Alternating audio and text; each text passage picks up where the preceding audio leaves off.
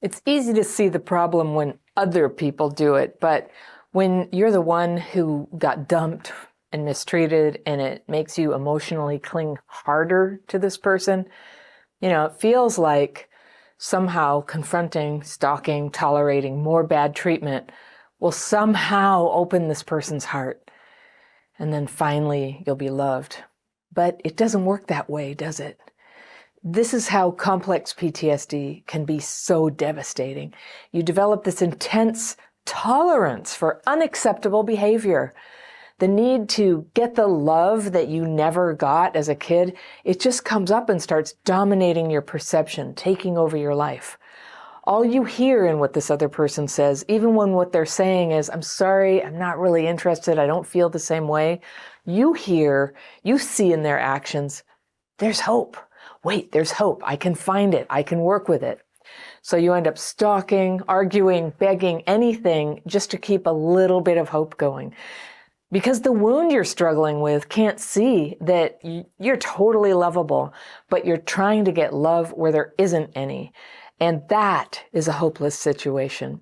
So how do you change that? My letter today is from a woman I'll call Kayla, and she writes, Dear Anna, I wanted to ask if you had any ideas on how to get over what I have self-diagnosed as limerence for this man. And I've got my fairy pencil. I'm here. I'm going to circle some stuff in Kayla's letter, but I'll read it one time through just so we can hear what's going on with her. Okay. I was dating someone who was a few years, 15 plus years older than me for over half a year a few years ago. Honestly, he had lied about his age on a dating app and then would not be upfront about how old he was for a while. But I looked past it and started liking him more and more as we dated throughout the 8 months. We then all of a sudden broke up due to an argument of me wanting more time, him trying to resolve the issue, and me calling him selfish, as he seemed to have given me the impression that he was trying to solve the issue for selfish reasons. He broke up with me, but after I looked him up on the web and realized he was divorced at least 2 times, and he did not disclose this at all when we were dating, stating that our relationship never got serious enough for him to disclose this during 8 months. This breakup was about 2 years ago, and it tore me apart. While we were in a relationship or dating, he seemed so caring, so much more mature, so willing to listen. But during the breakup, the difference was between night and day. He even told me, "You learned to be an asshole from your mom." Well, who didn't, right? Okay. Despite how nasty the breakup was, he still reached out a few months later when something reminded him of me, saying he sort of hated it that it reminded him of me. That's weird.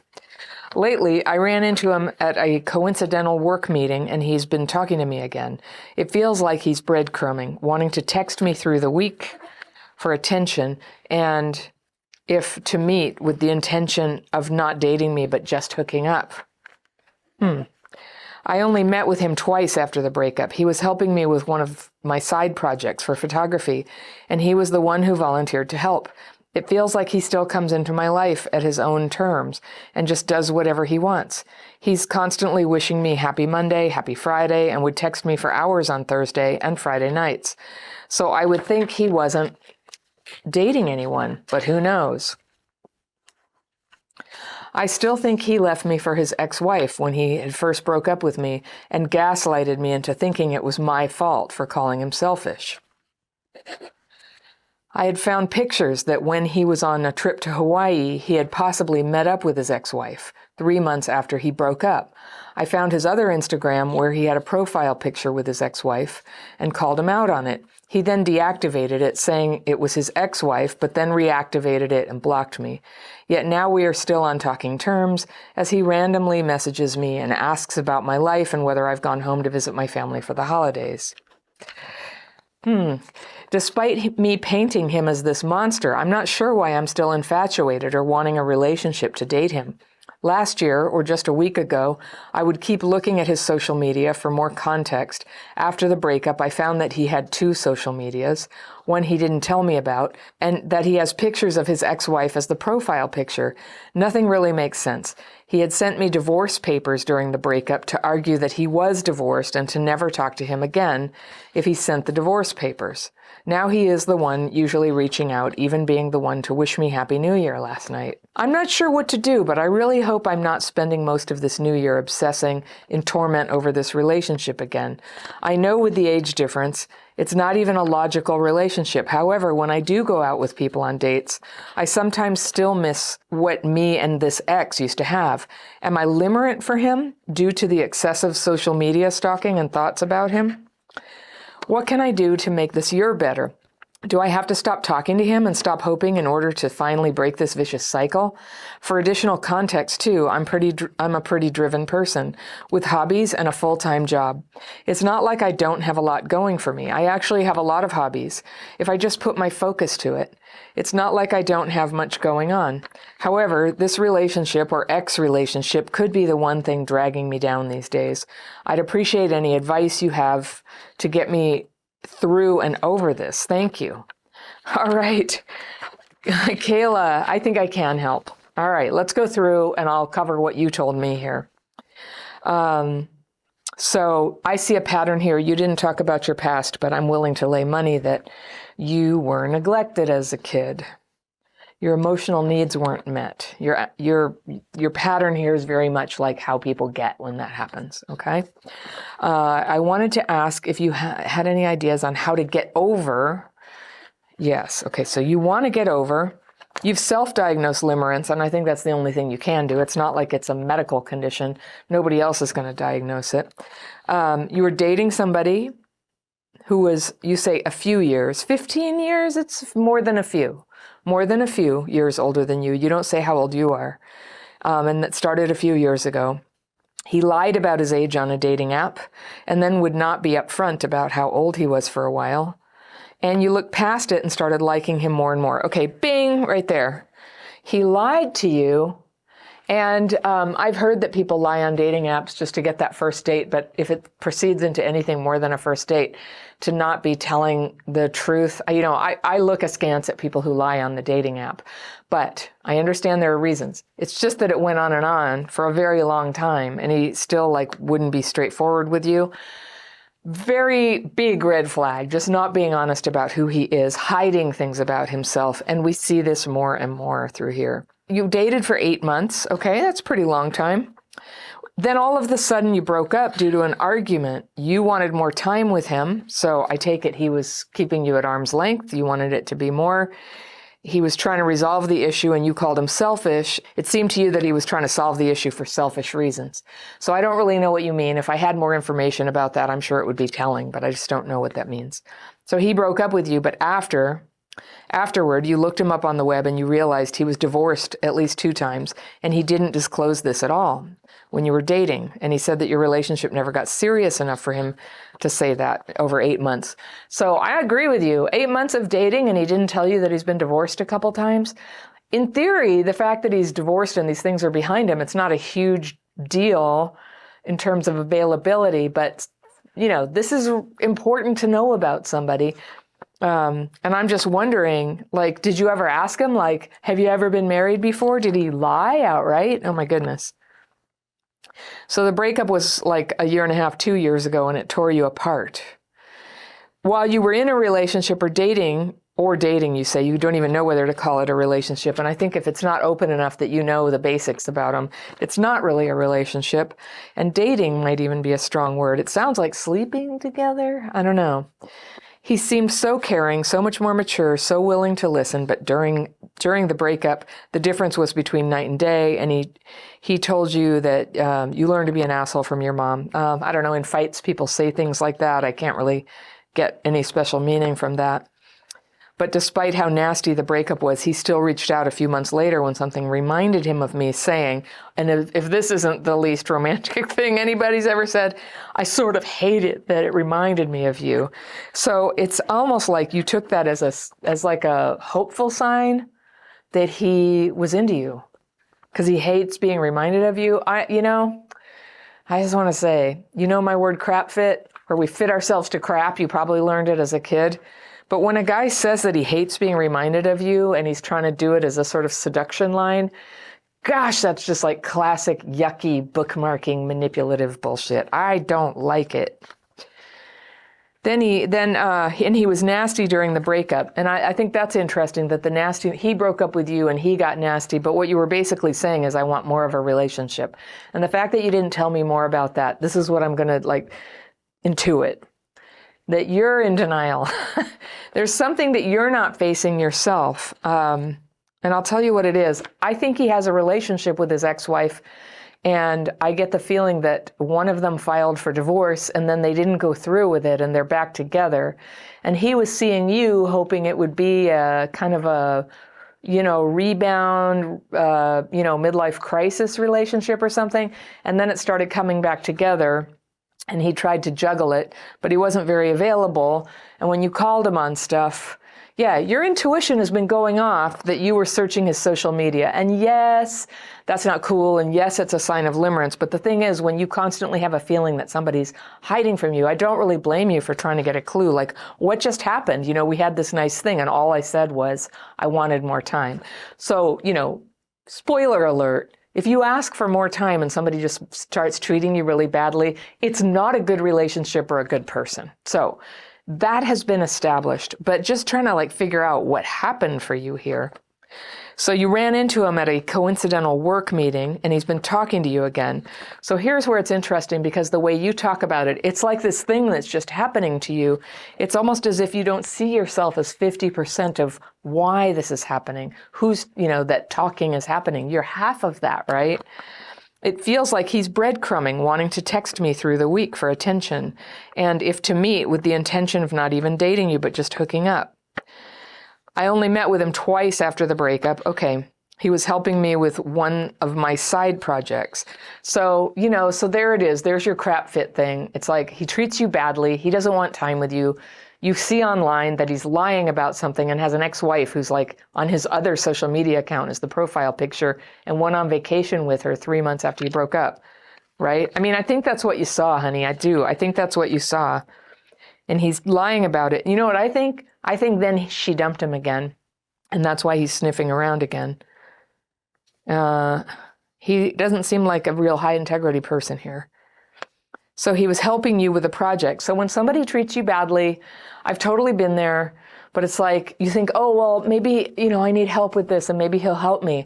And that's where that horrible thing called hope comes in, where you just think, I'll just pretend I'm cool, we'll be friends, I'll ask for help, I'll just come up with some excuse to be around him, and then maybe it will rekindle and he'll realize how great I am. And I don't doubt that you're great, but this is a terrible strategy to try to get real love, because what's happening is all your emotional energy now for 3 years is going into this guy. You said later that you tried dating, but it was horrible. And yeah, so he's sucking all your energy away. You don't get to really have another relationship, and you don't get to have him. And this is a bad deal. The reason you're having romantic longing is because that's where you are in life. That's what you want. You want your guy. You want your guy. And not this one who's so much older and full of nonsense and doesn't respect you and isn't nice and just wants to hook up. But then he texts you all the time to say, happy Monday, happy Friday, Thursday, Friday nights. Always trying. Yeah, okay, so this is what I think. I'm going to be straight with you. I just think he wants sex. If he wanted something more than that, he would come back and be, I want to talk. I'm so sorry how I treated you. You asked me a very legitimate question about trying to spend more time together. You asked me about this ex-wife and why she was there, and I want to be honest with you about where that was. You deserve at least that. And then he would say, I realized, what a terrible mistake I've made. I don't know if you can ever forgive me, but I'm going to show you how, Anyway, I'm sort of writing a script for something that hasn't happened. And if it did happen, you mustn't trust it anymore, okay? He's not trustworthy. So having 2 profiles, 2 social medias, here he is living a double life. And when people have a double life, you just have to ask the question, are you the only person he's got this fake life with? Is he trying to just play the odds and see maybe the ex-wife will come back, or maybe he's somebody else? And what a great deal he got. He got this younger woman. He didn't have to be honest about it. He didn't feel like 8 months was legitimate because he doesn't consider the relationship a real relationship. He didn't feel like 8 months means you do have to be honest about who you are and where you come from. So this is, from me not being you, because I've been through this kind of thing before, that's why we have other people to help us out with these things. Because when you're going through it, it's hard to see. The feelings are there, the memories are there. There's all this like, but we had all these good times. But from the outside, an outside person, I'm the outside person, I can just sort of see how it adds up. It's like, he's got something deceitful going on. He hasn't been good to you. He wants sex right now. So then you found this other Instagram and you called him out on it, and then he deactivated it, and then he reactivated it and blocked you. So he's like trying to hide stuff. Yet now you're on talking terms. You think he's being contradictory? No, he's being consistent. You're the one being contradictory. You're the one who this is not acceptable to, and yet you continue to accept it. This is where I get tough love. But I don't think you're a bad person. I just think you're doing what we do. And then he sends you these nice messages. He's just fishing around for the message that gets you to go, oh, all right, I'll hang out. And then once you're hanging out, he could probably make sex happen. That's his hope. All right. So despite painting him as a monster, you don't know why you're still infatuated. And I think I know, because if you have that abandonment wound and you weren't cared for properly as a kid, there's this terrible thing that can happen from intermittent reinforcement, where he treated you bad and then he comes back, and then he treats you bad and then he comes back.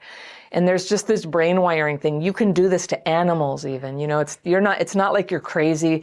It's just a brain thing. Like, we're wired for love, and when somebody takes it away and hurts us and then gives it back and then keeps repeating the pattern, it's called trauma bonding or intermittent reinforcement. And it just gets you all just like, it's like, I always make this gesture like a hook. Like you cannot stop wanting that person. It just activates this old thing. And I think even people who weren't traumatized are vulnerable to this, but oh my gosh, if you were neglected as a kid, it's almost irresistible. And that's why people who treat you like that need to be like encased in cement and put in the nuclear waste dump of your life. They are not safe for you. They're not safe for you. They activate the worst part of your trauma, and that worst part of your trauma comes in and locks up your life so that you don't get any love. You don't get it with him, with anybody. So this would be very bad. This is not what you want, right? So I'm here to just kind of help you like see it for what it is. Somebody's trying to use you. This thing about the divorce papers, the first time I read that, I saw it. The second time I read it, I saw it again. He sent you divorce papers to try to prove he was divorced. But that's what I think. I think somebody filed, and then she took him back for a while, and he could still send you the papers. And this condition where it's like, if I have to send these to you, then don't ever talk to me again.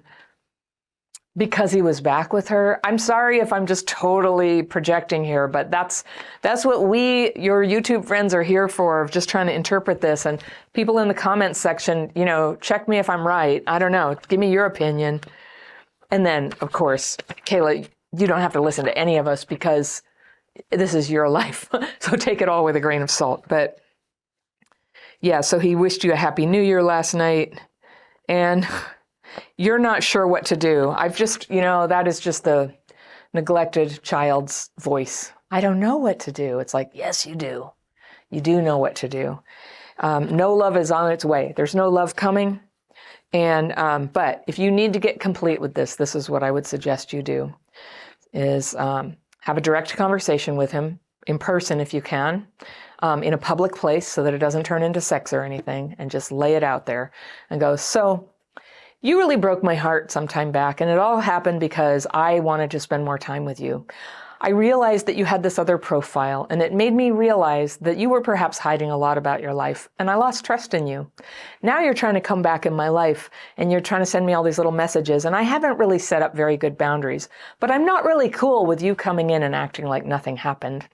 If you would like to tell me what actually happened with that, I will listen to that and consider that. And then you at least will get your information about what happened. If he denies that anything was weird about that, you just say, well, everybody on YouTube knows that something's up.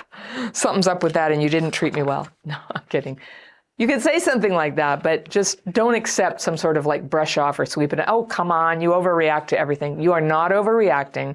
He's acting badly. And so if you would just like your answer about what was going on, Just without yelling at him, just kind of come in very neutral and just be like, you can tell me the facts, but if you're not going to tell me what's really going on, I'm not even going to consider keeping you in my life. I'm going to need to have a boundary.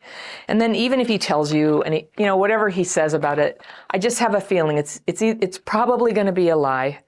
And there's like a 15% chance he's going to tell you what it really is, which is terrible, which is, okay, I'm sorry. I was, had all this dishonest stuff going on. You really cannot have a relationship with somebody so immature. It won't go well. And here you are, somebody who's already been through so much. You deserve a stable, truly loving person. And I know, like, when you've gotten kind of addicted to something like this, somebody who really likes you can feel just boring and there's no spark there. And that's why, if that's how it is, you need some time. You need some time to get your recovery going again.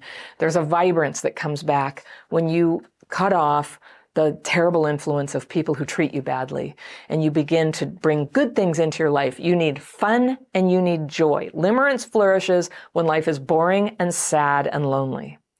So if you're getting limerent, yes, that's what it is, because you're stalking his social media and hoping that this jerk will realize you're the one, and you're not being honest with him. This thing where you're always trying to guess what's going on and you don't know what to do. It's okay. It's normal to miss somebody you had that kind of relationship with. That's okay, but it's acting on it. So what can I do to make this year better? Do I have to stop talking to him? Yes. You want this year to be better? Stop talking to him. Just don't see him. Don't hang out. Stop hoping in order to finally break this vicious cycle. That's right. Stop hoping. Hopefully, me telling you this and giving you my impression of this letter, I just feel like this isn't like the worst thing I've ever seen of somebody mistreating another person, but it's definitely below the line of acceptable or has hope in it. Even if you might be thinking he'll come around and he'll want a relationship, possibly, but if he did, I feel so sorry for you. You are so much better off right now not in that relationship. He is not trustworthy. However, this relationship or ex-relationship could be the one thing dragging me down. Yes, it is. So you'd appreciate some advice. There you are. Okay, Kayla, I know you can do it. So here's the thing about leaving a relationship like that and cutting it off. You make it total. You don't give big speeches about it. You got to really try to refrain from making it dramatic, because getting dramatic it's a way of manipulating the other person. And a lot of people, even if they don't really love you, if you just sort of make a threat like, I'm not going to speak to you again unless you cough up the love and affection right now, they will get hooked too. Oh, I got to do it or I'm going to get abandoned. Like, everybody's just walking around a bit wounded. And what you really, the best thing here is to just let this go. I don't know what he's doing, but he's not doing things that are good for you. So you cut off contact. You don't do it dramatically. And you can just say, yeah, I'm preparing my life for happiness right now. I've decided it doesn't make sense for me to have you in my life. So I'd appreciate if you stop contacting me. Thanks. Bye. And then you do that. And then, block him on text if you have to. You've heard me, sometimes I make videos, and I feel like young people these days, they use blocking on everybody they ever dated as a way to get over it. And, getting blocked by somebody, it's kind of hostile, right? But if somebody has actually hurt you and treated you badly, it's not hostile, it's appropriate. It's just a way, like, you're not going to have your peace disturbed, and you're going to have times where you're tempted. If you know that he's texting you, it's going to be a constant temptation to text back, or, even to get into a little, well, you hurt my feelings thing, but there's always that little hope going. So abandon all hope, ye who enter here.